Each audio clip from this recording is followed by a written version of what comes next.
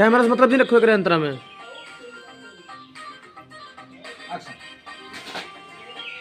Camera भी नहीं देखो एक बार। उसके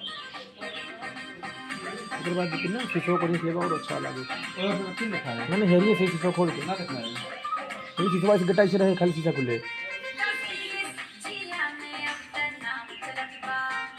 जहाँ से गुजरी काफिला साथ बढ़त बा।